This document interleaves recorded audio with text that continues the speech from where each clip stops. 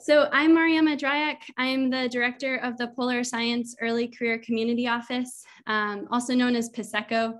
And PASECO is a national level office supporting polar scientists who are early in their careers through community building, professional development, funding, and much more. And PASECO is hosted at the University of Colorado Boulder with Series and Instar and funded by NSF. And we're really excited to be putting on this event today with National Science Foundation program officers, especially because the idea for this event directly came out of our PASECO community meetings that we hosted in May and June. And I think speaks to the power of PASECO being able to be shaped by polar early career scientists. So if you have needs and desires in terms of professional development and events and so on, definitely feel free to communicate that to us. And we have input forms and are available via email shown in the lower left-hand corner of the screen right now, where you can share that with us. So thank you all for coming today. Casey Marsh will be providing us with technical support today. So if you run into any bumps along the way, feel free to reach out to her. Casey is with Series Education and Outreach at the University of Colorado Boulder as well. And we also have some wonderful NSF program officers here on the call who I'll introduce just before getting into the majority of the call.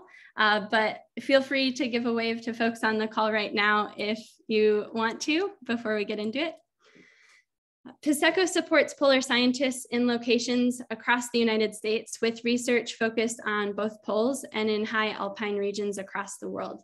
And we acknowledge that much of that science takes place on the unceded traditional territories and ancestral homelands of Indigenous peoples, and that some of the science done in these locations has historical roots in colonialism. With this land acknowledgement, we celebrate the many contributions of Native peoples to our understanding of the polar regions and recognize the sophisticated and intricate knowledge systems that Indigenous peoples have developed in relationship to their lands. At the core of PASECO is inclusion, and so we expect all attendees will adhere to PASECO's community guidelines when interfacing with others on the call, which Casey is going to post a link to in the chat. So what should we expect from the call today? We're going over introductions and welcome, and then we'll have the majority of the call focused on an overview of polar programs at NSF and hearing more from program officers, aimed to be an entry-level discussion so that folks can learn more about that. And then we will have the wonderful opportunity to hear from you all and to directly ask program officers questions. And to be able to do that, we have set up a Mentimeter link. So if you go to menti.com and use the code that's on this screen, you should be able to access the Q&A portion of how we're submitting questions and going to then be asking them later on. And you can also access the Mentimeter link with the link that Casey's putting in the chat. And please note, while I'll give you a chance to be able to see this, please note that you can use an upvoting function to share which questions that may already have been asked that you would like answered if you don't have any questions of your own, and if you do have questions of your own. Wonderful. So now we are on to introducing the NSF program officers on the call. So please give a wave rather when you hear your name. We have Alan Pope, Program Director for Polar Cyber Infrastructure. We have Lisa Rahm, Program Director for the Division of Ocean Sciences and also Polar Education Liaison for the Office of Polar Programs. We have David Sutherland, a Program Director within Antarctic Sciences. We have Kendra McLaughlin, Program Director for the Division of Environmental Biology and Ecosystem Science, and working with the Navigating the New Arctic program, which spans disciplines as well. So we're excited to have you all on the call, including the attendees. Thank you for being here. And without further ado, I'll hand it over to the program officers with us today from NSF. Alan, if you Awesome. want to. Thanks so much. Yeah, I'll share my screen and we have a bit of a presentation for you as we go through it. I think the first slide, actually we'll do a very quick introduction in case each of the program officers wanted to say anything else about ourselves as we start. We'll go through our slides. Please do put those questions in during the talk and then we'll hopefully have ample time at the end for question and answer. So yeah, I'm Alan. I'm a program officer for Polar Cyber Infrastructure. So that means I get to work across the Arctic and Antarctic divisions. I have a background in glaciology and I've been with NSF for almost 2 years now. Kendra, did you want to introduce yourself at all? Sure. Yeah, I'll reintroduce myself. I'm Kendra McLaughlin. Thank you for pronouncing my name. That was a tough one. I am not a polar program officer, but I am here because I do interface with the Navigating the New Arctic program, which may be of interest. And given that this is kind of a general early career audience, I'm in the Division of Environmental Biology, and we do have a lot of Arctic relevant programs and proposals. So just to kind of broaden out the scope of what you might be considering for funding. So that's me. Thanks, Lisa. Kendra. Yeah, Lisa. Hello, I'm Lisa Rome. I'm the Education Program Officer for Polar, so I work in the Antarctic and the Arctic. I also, as liaison with the Directorate for Education, I work with a lot of the education programs for undergraduate K-12 and informal science, meaning working with museums and after-school programs and stuff like that.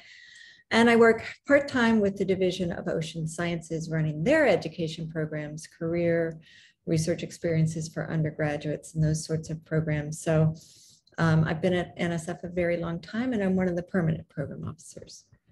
Thanks. Thanks. Dave. Yep. Hello, everybody. I'm Dave Sutherland. I'm a program director in Antarctic Sciences, just a temporary one, kind of like Alan. I've been here almost 2 years, but my background is more in the Arctic and oceanography side of things. So I'm happy to answer questions across both poles as needed. So good to see everybody. Thanks. Dave also helps lead our postdoc fellowship program group as well. And I'm sure a bunch of you have questions about that. Yes, happy to answer questions about that. Thanks. And we weren't sure if he was going to be able to make it, but we have one more program officer, I think, lurking on the line. Greg, do you want to wave or say hi, or just lurk until the Q&A at the end? I can lurk effectively, Alan, but I'll just say hi, everybody. I'm Greg Anderson. I'm a program officer in the Arctic Sciences section at NSF. I've been at NSF, I don't think quite as long as Lisa, but it does feel like a really long time. And I also work with Dave on the Polar Postdoc Fellowship Program and with Kendra on Navigating the New Arctic. Great, thanks. So I think from that, we'll dive into our slides and Lisa's gonna kick us off. All right, we're gonna start off with a high level view of NSF. We are an executive agency, so we're a government agency. A lot of people don't realize that. And we are we're an independent government agency, just like NASA, but a lot smaller. All our staff are located officially in one building, and this is an artist's drawing of the building. We are no longer there. We're scattered all across the US right now, working remotely. But if we were in that building, there would be about 1,300 of us total. About 550 of those staff would be our program officers, like the folks on the call today. And so we're kind of a very small agency, and you should definitely get to know us. Next slide.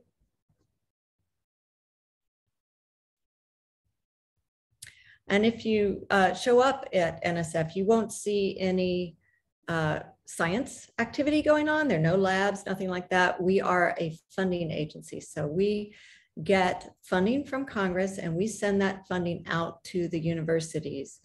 We get $8.8 billion in 2022, and 93% of that went directly to the institutions and research organizations that we fund.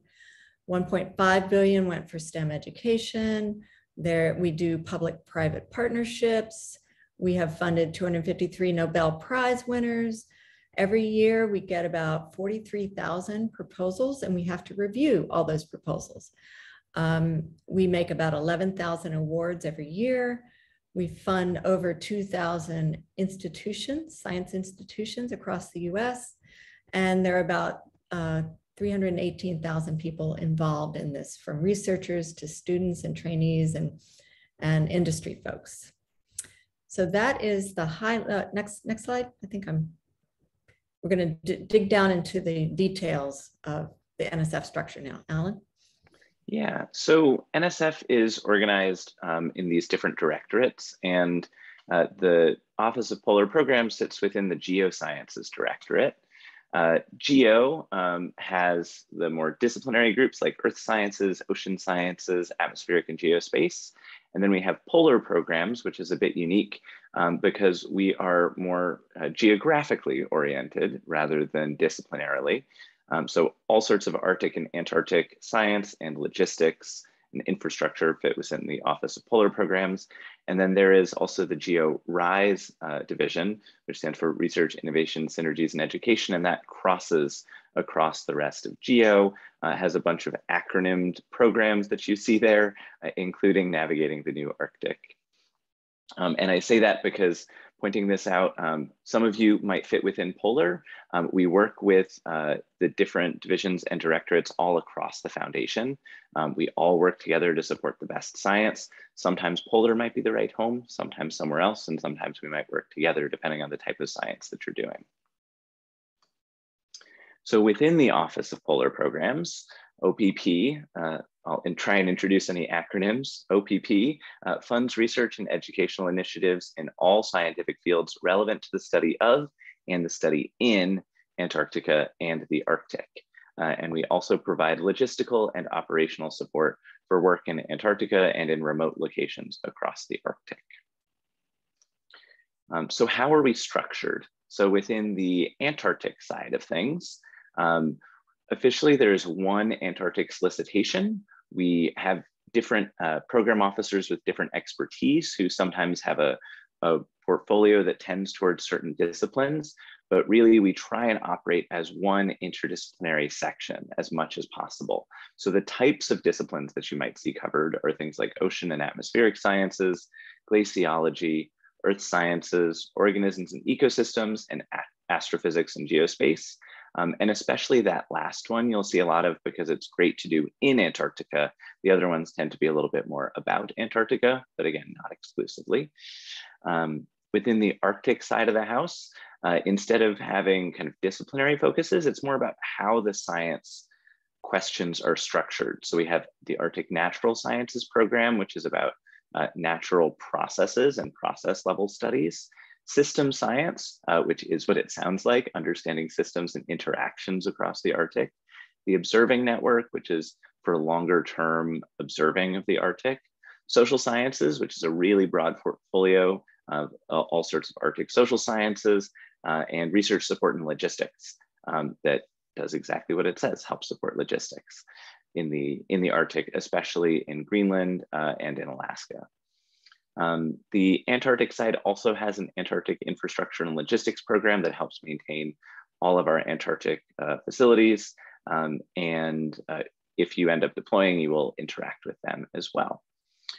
We try and work together as a polar program as well across OPP. And so we have a couple specifically polar activities, including the Polar Cyber Infrastructure Program. So that's the one I help run. We'll talk a little bit more about data and sample reuse. The Polar Education Outreach Program that Lisa talked a little bit about, as well as our Polar Postdoctoral Fellows Program, which I'm sure will come up again later. First, I saw Greg pop your camera on. Was there anything you wanted to add when I was describing your program? Okay, cool.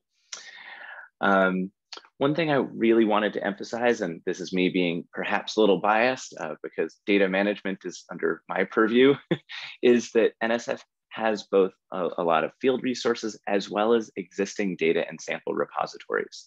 And you do not have to do field work to be a polar scientist. We know a lot of science needs to happen with field work.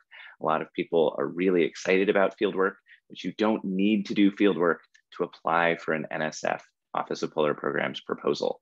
And so we do support science all across the Arctic and across a lot of the Antarctic as well, based at Palmer, McMurdo, or South Pole stations or deeper field locations. And then in the Arctic, mostly in Greenland and Alaska, but we do have grantees that work all over the Arctic. But there's lots of great existing samples and data that are stored in NSF supported repositories like the Arctic Data Center, the US Antarctic Program Data Center, our Polar Geospatial Center. There's an Antarctic Meteorological and Research Data Center. There's the RMAP, the Arctic Research Mapping Application, so you can see what sorts of research is happening right now. The Polar Rock Repository for physical rock samples, the Marine Core Repository, or the Core Collection at the Oregon State University, IRIS Pascal for more seismological data, our ice core facility, UNAVCO has more geodetic data, and of course, you've heard of PSECO as more of a resource, and we'll talk about some other resources later. And now I will hand it off to Kendra.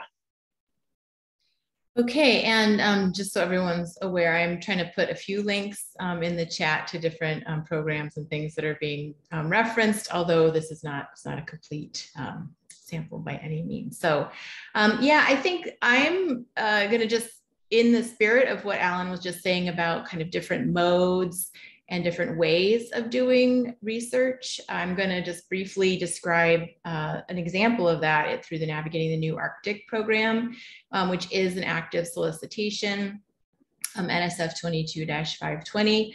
So this program started a few years ago as one of NSF's big ideas, and it really was focused on this convergence research idea between social systems, the natural environment, and built environment. And so you can see our Venn diagram there for the program, but this program has really been interested in figuring out how to think about the future of the Arctic and work in new ways, including co-production of knowledge with various stakeholders and rights holders in that effort. And so even if you're not thinking of being a PI or applying to this program, I thought I also should mention that there's a lot of resources available, especially for Arctic research, available through their website, the Navigating the New Arctic Community Office website. So that community office is something that NSF needed to support to pull together the NNA research community. And there's a lot of resources there that can be shared and might be of use to you. So I've put their logo here. If you have a few minutes to read about them and their logo, it's a very interesting story. So I'll put those links. Oh gosh, wow, okay, great. Thanks for the help there with those links. And that's all I have for now. Great, thanks Kendra. And yeah, thanks Alan for the great introduction to OPP as well. I'm going to give a little bit of a higher level spiel about the merit review process in general at NSF, but note that this does vary across NSF. It varies within OPP and within each directorate. So we'll get more into what a solicitation actually is and how to find these different funding opportunities later on in the talk. But I know some of you have probably submitted proposals before, but a lot of you probably have not submitted proposals. So what happens when, say you find the perfect funding opportunity, you finally get your proposal done, you hit submit, and it disappears, right? It goes into this black box. It comes to us, right? So it's actually a lot more personal than you maybe think it is, because it comes into a section, say you apply to Antarctic or Arctic. We discuss it as a section, and one program officer typically takes the lead on it. And that program officer will either find external reviewers. That's what's meant here by ad hoc review. By ad hoc, it means we go out and find the reviewers we think that have the expertise to review that proposal in an objective way. They can't be conflicted with you in any way. We can talk about that if there's questions about conflicts of interest. So some proposals just get done with external reviews, and then we make a recommendation. Some proposals get external reviews or ad hoc reviews.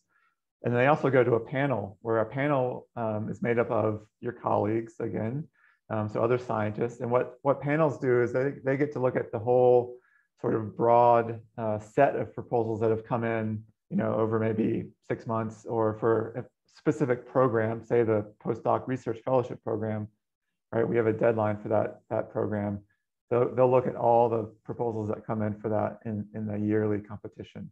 And the panel will discuss the proposals, discuss the reviews, and make their own review and evaluation of that proposal. But the panel doesn't make the recommendation in the end either. The final recommendations are actually up to the program officers in the end. And those program officers have to balance a lot of different things when they're thinking about their portfolio. It's not just the best science. We also have to think about geographic diversity, other types of diversity, broadening participation, institutional diversity, all sorts of things come into the recommendation decisions. But just note that some solicitations have deadlines. That means you have to get your proposal in on that specific date, or it will get returned without review. Some proposals have what's called a target date, and that's kind of like a soft deadline. And that allows us to say, if you submit it on the target date, but there's an issue with it, then you can actually still submit it a day late, and it's not official, it's not kicked back automatically. So we tend to use target dates now more than official deadlines. And then some funding opportunities have no deadline at all, and we just take proposals on a rolling basis. And so you want to make sure you know which type you're applying to. So that's kind of how it works. If you go to the next slide, Alan. All NSF proposals are evaluated on 2 merit review criteria, and these are weighted equally. So there's the intellectual merit, and this is basically the potential for the proposal to advance knowledge, right? This is the science that you're proposing. And this is the focus that you wrote your project description about. You have this awesome idea, it's going to transform your science field. It's great. But you also want to focus on the broader impacts, because that's half of the merit review criteria. And the broader impacts is really a potential to benefit society. And that can be through broadening participation. It can be through education or outreach. It can also be benefit to society, benefit to your broader scientific community. There's all sorts of different broader impacts. So those are the 2 main merit review criteria that are required for every NSF proposal. But for some funding opportunities, you'll see that there are also solicitation-specific criteria, and you'll want to make sure that you describe or hit on those too when you're thinking about different funding opportunities and proposals. And we can talk about those in the question and answer period if people have questions. But I do want to talk a little bit more about broader impacts, because we usually get a lot of questions about that. This slide just gives you some ideas about the sort of range of broader impacts that are out there. It's not just K through 12 education, or it's not just giving public talks at your local museum. Right? You can think really creatively about broader impacts and do any of these things that are listed up here, from policy to outreach to societal benefit. I guess, my one advice is to think about these and not try to do all 6 of these or everything that's on your list, right? You want to, just like in your science, you want to be focused and novel and deeper than shallow, right? So you want to think about doing 1 or 2 things really well and not try to do everything under the sun for broader impacts. If you go to the next slide, there's some more tips here for broader impacts. It's not a formula, right? You can't just go ask somebody and copy and paste their broader impacts into your proposal. Just like the science, right? I think the best advice that I got when I wrote a group proposal myself, actually, a little while ago was, do something that interests you, right? It's just like the science. You're not going to do something that you don't want to do.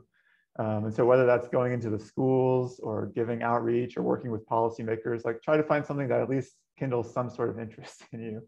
And you also need to assess it. And that's where, asking for help or getting money, putting money in your budget for broader impacts is certainly allowable and probably encouraged. You can ask for help with that assessment. And there's lots of resources out there for help with broader impacts. The Navigating the Arctic Community Office has lots of great resources for broader impacts, as well as there's lots of great resources on the Antarctic side as well, or through your own institution that you're applying through. You might ask around, and it's okay to leverage a program that already exists. But if you do that, you want to make sure that you describe, that it's successful and how they're assessing their success and how you're going to fit into that and what you're going to do with it. and not just say, oh yeah, we're going to use this program and it's great. So again, it's take it seriously. I'd say over the last decade, program impacts have really become much more equal in their footing for the merit review criteria on all NSF proposals. All right, next slide. Yeah, thanks, Dave. Just to take a step back in terms of where your proposals go to, Dave mentioned that there's some with deadlines, some without deadlines, some with target dates. And there's a few different ways you can respond essentially to NSF putting something out there. So there's program descriptions, which are broad general descriptions of programs and activities. And for those, you have to follow instructions in this PAPPG document, which I'll talk about in the next slide. Should have done this in reverse. There's also program announcements that are formal publications that describe a program. And what we're most familiar with is program solicitations. And those are formal announcements, either within or across programs. And then they also will have some specific instructions for that solicitation only a lot of the time. And so those would have the things like the solicitation specific criteria that Dave mentioned. And then there's also Dear Colleague letters. And when we say dear colleagues, colleagues are all of you. Colleagues are the scientific community. And it's another way that NSF can put out a notification or of an opportunity or special competition, whether it's for supplements, whether it's an area of emphasis for an existing program or solicitation. It might be some contextual information, but they can often be helpful to cite in your proposal. So when we talked about that Dear Colleague letter on data and sample reuse, it was additional information for context for the Arctic and Antarctic solicitations, for example. I'll also mention, in case it's of relevance, NSF is starting to use broad agency announcements as a way to for people to put in proposals to NSF. Sometimes they're parallel to other solicitations. Sometimes they're something entirely different. But the reason we're doing that is to broaden the breadth, to widen who's able to submit to NSF. So some non-universities and nonprofits and organizations or small businesses, for example, aren't always able to submit to solicitations, but can respond to those broad agency announcements. So we're still getting used to that as well. So if you have questions about it, please do ask, but it's a direction that NSF is expecting to move into the future, at least partly. I mentioned the PAPPG. What is that? We love our acronyms. It's the Proposal and Award Policies and Procedures Guide. Even I can't say it right on the first instance. PAPPG. Basically, it's your instruction guidebook. If you have a question about submitting your proposal or about how proposals work, that's where you go to first. It's also where we will often go to first to look up information and details to be like, how big can that type of proposal be? Or like, what piece of information needs to be with that special type of award? A lot of that information is in there. So it also has information about who can submit proposals, what's allowed in the budget, format and required documents. It describes the process and criteria that proposals will be reviewed with. That's kind of the basis that the solicitations add on top of. In case you're worried why a proposal might be sent back to you without review, and that's very rare, but it's in there, and it is updated annually. And don't worry, when it's updated, there's also a section at the top that says, these are the important updates. So, you can read the whole thing, you can skim the whole thing, which is really what we often will do, and then find the section you did in depth and you can see what's new. So yes, it's a document you should know about. And if you have a university with a larger grants office or sponsored program office, it's something they will be very, very familiar with as well. Lisa, do you want to talk a little bit more about program officers? I certainly will. Thank you. So what is a program officer and why should you talk to us? At NSF, the terms program officer, program manager, program director are kind of used interchangeably. Different divisions or individuals have different preferences, but it basically means the same thing. We're in charge of accepting and reviewing proposals for that program, or we're part of a team that would be doing that. So if you get a chance, you want to introduce yourself to the relevant program officers at conferences or in virtual spaces, and follow up with a CV. And we'll talk about the kinds of questions you can ask in a minute. But in general, we're interested. It's part of our job to talk to you. We want to meet you. It's how we stay on top of the most current science as well. And we would like to hear your research ideas. We want you to ask questions and to reach out. So don't be shy. Next slide, please. So one of the things we also need are reviewers. You saw that we had 43,000 proposals that we review every year. And for each of those proposals, we probably get we assign it to at least 6 reviewers. So we need a lot of reviewers, and proposal writing is a skill and you need to learn it. And the best way to learn is to review proposals and participate in panels. It helps you build a better understanding of our merit review criteria, both the intellectual merit and the broader impacts, and how people are addressing those issues. And if you're particularly focused on submitting for instance, a career proposal, it's good to read a couple of career proposals before you write your own. So NSF does run a gold standard for merit review, and we have to ask for lots of reviews. And so it's great if you would volunteer to help review. Next slide, please. So how do you do that? What kind of things can you ask a program officer? You want to send an email with a little bit of background about what your research interests are, either a paragraph or a one-pager, but something short, because we are pretty busy, and attach your CV so that we'll know in more depth if we need to go and see who you're working with or see the kind of research you've done in the past.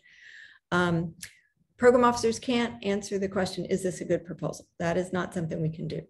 But we can answer, where does this idea fit at NSF? So for instance, a lot of times if you're doing an ocean studies in polar programs, you may think, well, do I submit it to the Division of Ocean Sciences or do I submit it to polar programs? And those are the kind of questions that we get all the time, and we're happy to talk to you about where your science fits. We answer field support questions, ships, any kind of deployments, any sort of field support that is necessary, timeline questions, and then proposal specific questions like how big can the budget be? What sort of timeline should I have? Is it a 3-year proposal or a 1-year proposal? And how can I best address, how can I best do what I want to do? There are a couple of good sites with great advice on tips on how to work with an NSF program officer. There are 2 of them listed here. And we encourage you to go look at those. Do your homework before you contact a program officer.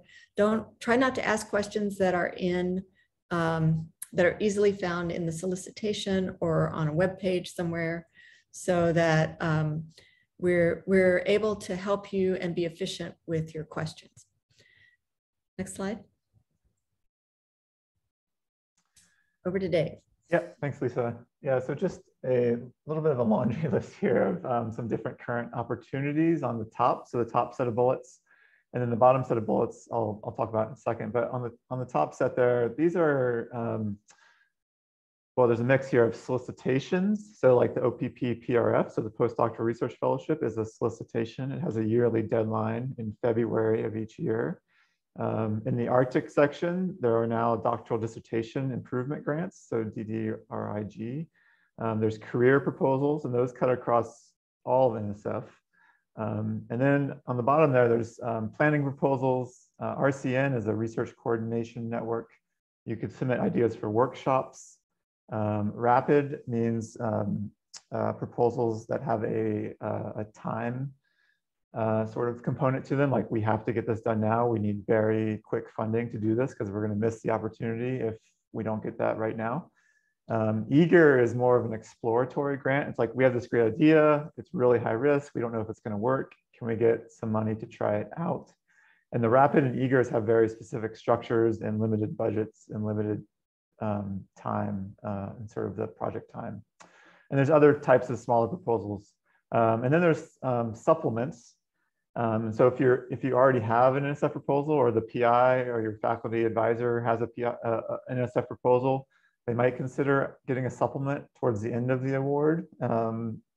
Especially since we just are still going through this global pandemic, there's been a lot of delays and costs incurred with that. And you might think about getting a little more money to finish off what you already started, or there's different reasons to get a supplement.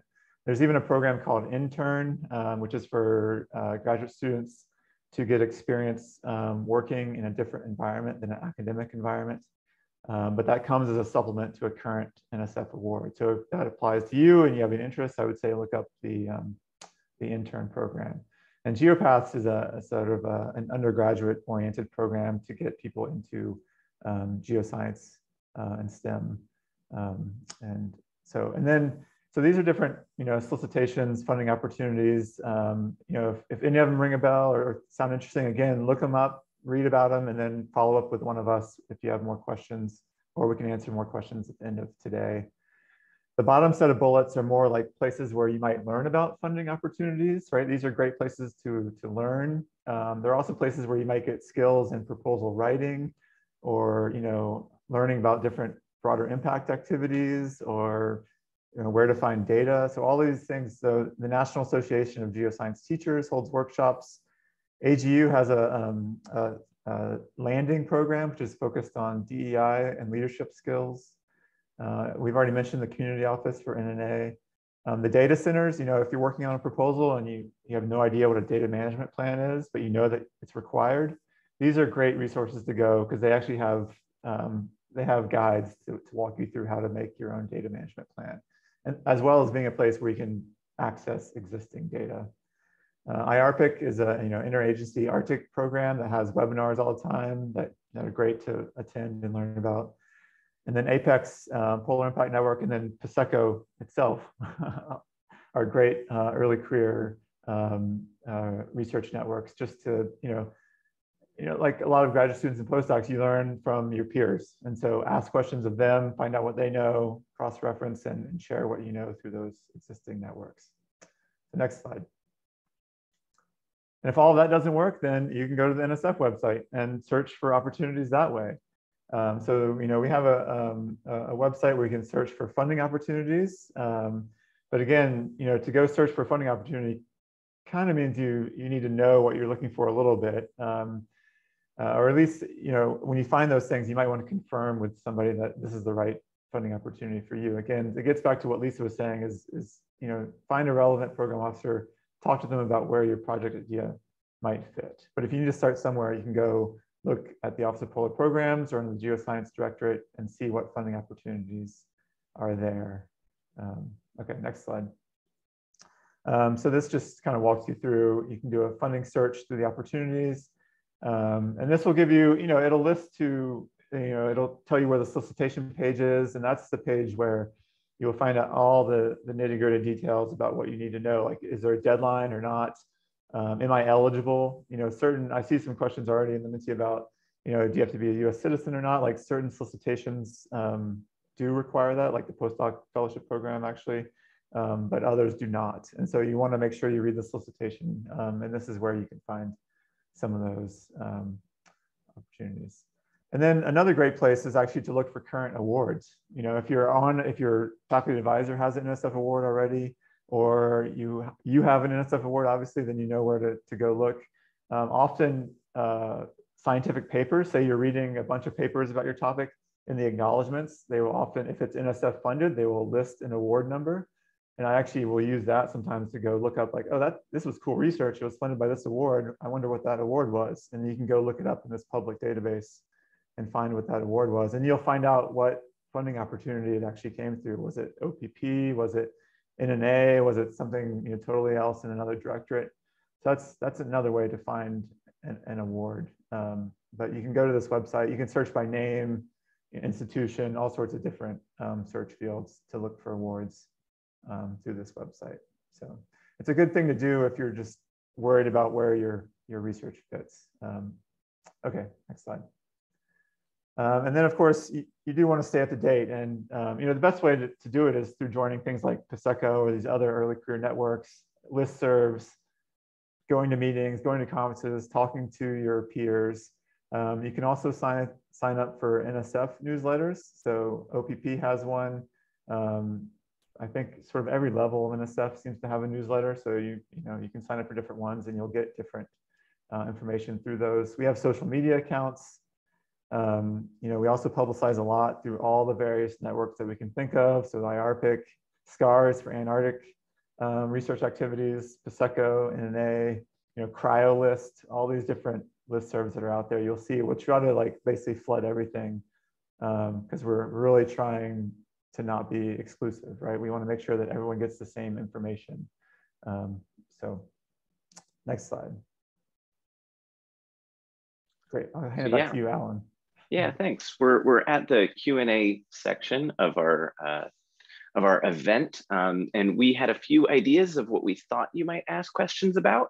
And as a reminder, if you go to menti.com and put in the code 5411-4347, you should be able to put in your own questions as well as upvote any other questions that you see that are already there, so we can start taking some of those first. And as a reminder, we've got, I think we still have 5 NSF program officers on to take questions. So I think what we might do is quickly answer some of these ones that are up on the slide. And then I think Mariama is going to help read out some of the top ones to us. And I'll just say to the program officers, maybe if you want to take one on in particular, you can use the raise hand function to so we know who's going to take which one. So I'll just start by saying, people often ask us who can be a PI, and the requirements for being a PI, I said before, are in the PAPPG, but long story short, it's the institution that tells you whether you're able to submit a proposal or not. You have to have some level of expertise to be able to submit that proposal, but at some institutions, postdocs can, at some institutions, postdocs can't. And so that question, often not to deflect it, but the important part is whether your institution lets you or not. Dave talked about when you can submit a proposal in response to target dates, solicitations, or no deadline solicitations. And Lisa talked a lot about, what if my ideas cut across programs? And Kendra talked a lot about that as well, right? There might be an existing interdisciplinary solicitation, or talk to a program officer and we'll help you find the right place for it. Dave, please go ahead. I would just add to that, when can you submit a proposal? The add-on to that is, well, when is the optimal time for you to submit a proposal too, based on your research ideas, right? If you want to submit a field proposal to Antarctic, if you want to do Antarctic field work, you have to be thinking really far in advance, because it takes at least 18 months for that to work its way through the system. If you're just submitting a more of a standard proposal, then even that, you want to think at least 6 months ahead and probably more. And so, it takes a long time to do the merit review process at NSF, and we try to get things turned around. That's why we have those other categories like supplements and rapids and eagers for smaller things that we can get funded more quickly. But for a standard NSF proposal, you want to think ahead a little bit and plan for that. So anyway, just an add-on. Sorry, Alan. No, please. Lisa, go ahead. I'm going to add on to the deadline thing too. You can submit before the deadline. That is the best idea.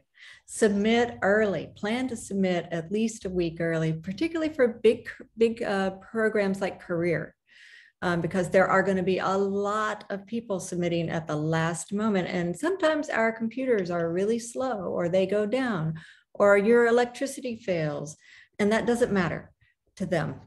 If you miss the deadline, you miss the deadline for career.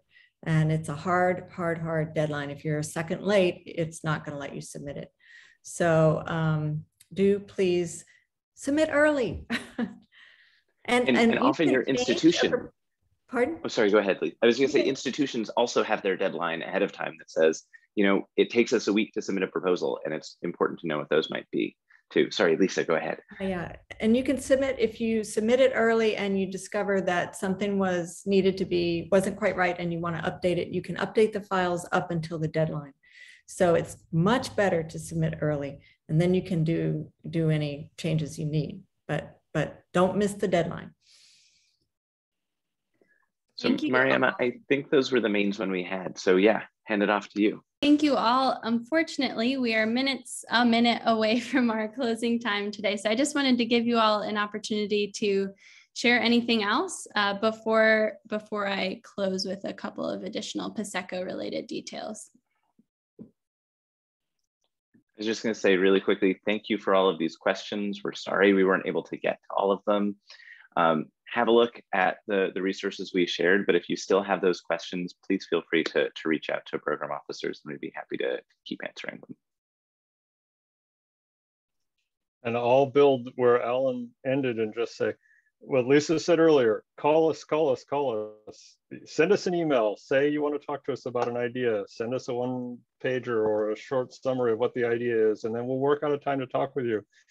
That's our job. We want to help you, try to put your ideas forward, and we want to try to fund the most meritorious stuff, and we need your help. We need to work with you. So please call us. I often hear people say they're intimidated, they're worried they're going to make somebody annoyed. The most annoyed answer you're ever going to get from me or any of the people I've ever worked with as a program officer is, I can't really talk today, but can we pick another time?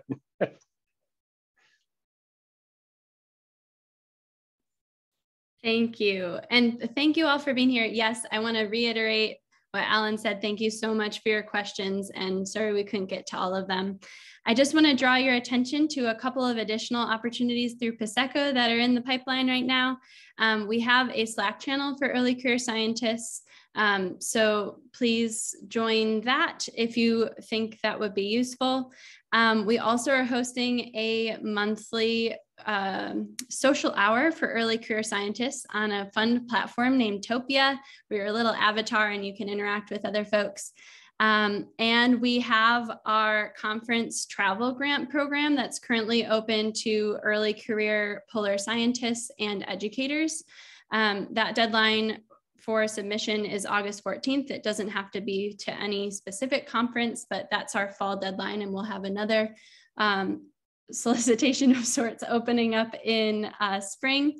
And then keep an eye out soon for an announcement about diversity, equity, inclusion, belonging, and accessibility, a training that we'll be running specifically for polar early career scientists, and so much more good things to come. So feel free to get in touch with us and to give us feedback on what you liked or didn't like about today.